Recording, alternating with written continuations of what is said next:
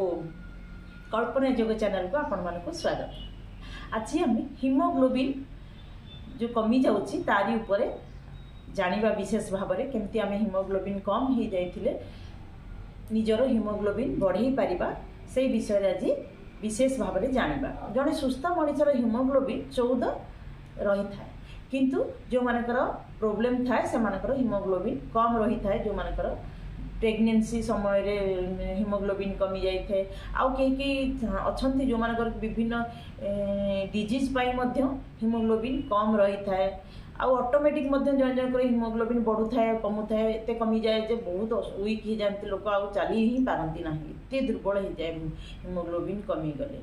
तेणु हिमोग्लोबिन आम केमी बढ़ाइबा चलतु आज आलोचना करवा। प्रथमे कौन प्राणायाम करवा जदि आपंकर हिमोग्लोबिन कम रोचे कहार ताहले कपालभाति बहुत अधिक कले हिमोग्लोबिन लेवल ठीक आ जाए। अनुलोम विलोम हिमोग्लोबिन बढ़ाइवाई साहाय्य करते प्राणायाम रे।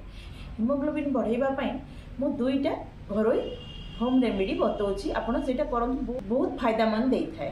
ये दुईटा जाक आप करके देखु आ प्राणायाम करूँ हिमोग्लोबिन आपंकर 7 ରୁ 14 7 दिन भितर करके देखूँ 7 ରୁ 15 दिन भितर सप्ताह 2 सप्ताह भितर हिमोग्लोबिन 7 ରୁ 14 होदी आप नियम गुड़िक सब पालन करेंगे।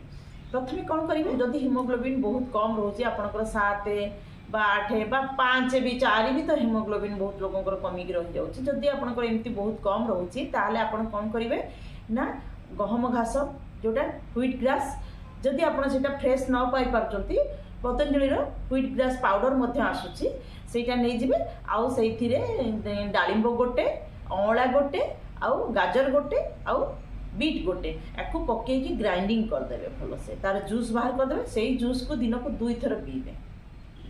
अंजीर 2-3टा मुनका 4-5टा आउ खजूर 3-4टा एमती मिसेकी राति बतुरई देवे सकाळे से ग्राइंडिंग करके पीदेवे ना तो चोबेकी खाई से पानी को ही पीदेवे।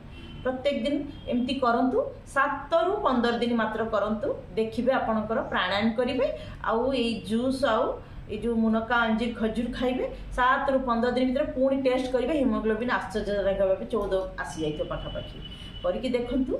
आउ जदि हिमोग्लोबिन ठीक होगा तेबे भी दिन को थरे थरे करके पुणी 7-15 दिन एमती खातु टेस्ट करूँ। जदि मझे पुणी देखुं कमुची प्राणायाम कंटिन्यू करूँ आउ सप्ताह को थरे ये जूस पी दिंतु हिमोग्लोबिन सब बेले नॉर्मल ही रहिबो।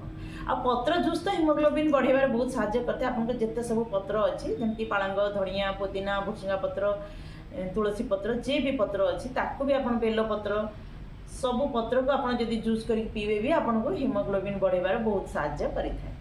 आयुर्वेदिक रे हिमोग्लोबिन बढ़ाइबापी पतंजलि लोहा सब खाई पारिबे आउ आयरन कम्प्लेक्स टैबलेट खाइले बहुत लाभ मिली थाए। ता सहित अंजूर खजूर मुनक्कार चटनी खाइबे आउ बीट गाजर जूस पीबे प्राणायाम करेंगे हिमोग्लोबिन को 7 ରୁ 14 दिन भितर 14 पर्यंत नहीं आसबे बहुत आश्चर्यजनक भाव लाभ भी पाइबे।